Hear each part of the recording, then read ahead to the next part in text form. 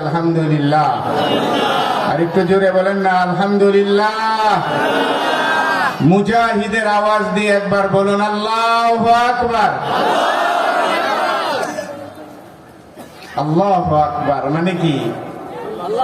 কি বলো বলেন না একটু, কি আল্লাহু আকবার অর্থ কি? আল্লাহ বড়। আল্লাহর চেয়ে বড় কেউ আছে? সেই আল্লাহ তাআলা এত বিশাল। আল্লাহু আকবার। যেটা আন্দাজ করা যায় কোরআনে কারিমে আল্লাহ তাআলা নিজের পরিচয়গুলি যেখানে তুলে ধরেছেন, সেটা যদি তেলাওয়াত করা যায় আর বোঝা যায়, তাহলে আন্দাজ করা যায় যে আল্লাহ কত বড়। এরপরে আল্লাহু আকবার বলবেন না? আল্লাহু লা ইলাহা ইল্লা হুয়াল হাইয়ুল কাইয়্যুম। আল্লাহু আকবার বলেন না? আল্লাহ তার পরিচয় তুলে ধরেছেন। আমার ভাই একটু আগে কোরআনে কারিমের তেলাওয়াত করলেন। আমরা বাঙালি, এজন্য হয়তো কদর বুঝি না, অথচ আমার এই ভাই আলহামদুলিল্লাহ এই কয়েকদিন আগেই ইউরোপ কান্ট্রিতে অনেক দিন মোটামুটি তিনি এই কোরআনের খাদমত করে আসছেন। তিনার কাছে কোরআনের খাদমত কি? আমরা যেটা শুনলাম তেলাওয়াত। কোরআনের কি? তেলাওয়াত। কোরআনের তিলাওয়াত হচ্ছে সবচেয়ে বড় ওয়াজ এবং আল্লাহকে পাওয়ার এক বড় মাধ্যম। যদি বুঝে থাকেন তাহলে বলুন আল্লাহু আকবার। আজকে কোরআনের তেলাওয়াতের মজা বুঝি না, কিন্তু এমনও তো দিন আসবে যেই দিন কোরআনের তেলাওয়াতে আমাকে আল্লাহু আকবার, যদি সেই সৌভাগ্যবান হতে পারি, কোরআনের তেলাওয়াতে বছরের পর বছর খেটে যাবে আর তেলাওয়াত শুনতেই থাকবো। আল্লাহু আকবার বলেন।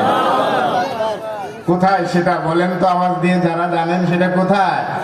জান্নাতে। মাশাআল্লাহ। জান্নাতের সবচেয়ে বড় শানদার মজমা হবে যেটা, সেটার ভিতরেই হবে কোরআনে কারিমের তেলাওয়াত। আল্লাহু আকবার। কি কণ্ঠ দিয়ে যে তেলাওয়াত হবে!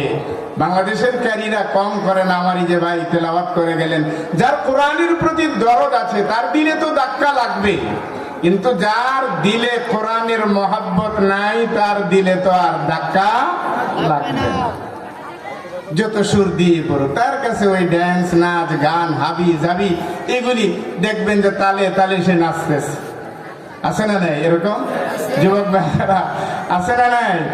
রিক্সায় বসা, কিন্তু কি যে কানে দিল, কি বাজে! রিক্সাওয়ালার 12টা বাজতেছে, কিন্তু সে তার মতন করে সে হেলে দুলে এনেছে।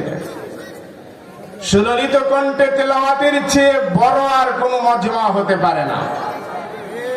কি তেলাওয়াত হবে সেই দিন! আল্লাহু আকবার। আমরা জানি, আমরা আমাদের নবীজির পিছনে কোনোদিন নামাজ পড়ি নাই, আন্দাজ করতে পারি নাই। কোরআনের তিলাওয়াতের যে কি মজা! আল্লাহর নবীজির পিছনে আমরা নামাজ যদি আদায় করতে পারতাম, কোরআনের কি দার, কোরআনের কি শান, কোরআনের কি মান, সেটা আমাকে বুঝিয়ে দিত অক্ষরে অক্ষরে। আজও আমরা নবীজির পিছনে লাগে না। আল্লাহ তাআলা যাদেরকে সুযোগ দিয়েছেন, মক্কা মদিনা ঘুরতে গিয়েছেন, মক্কা এখনো ইমাম সাহেবরা যে তেলাওয়াত করেন, আহ কি মধুর তেলাওয়াত!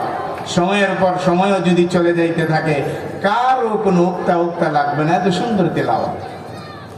স্বীকার করতে হবে আমাদেরকে, এই পৃথিবীতে কোরআনের তেলাওয়াতের চেয়ে, কোরআনের আওয়াজের চেয়ে, কোরআনের সাউন্ডের চেয়ে মিষ্ট সুন্দর আর কোন সাউন্ড এই পৃথিবীতে আর হতে পারে না মুসলমানের জন্য। কথা ঠিক না বেটি?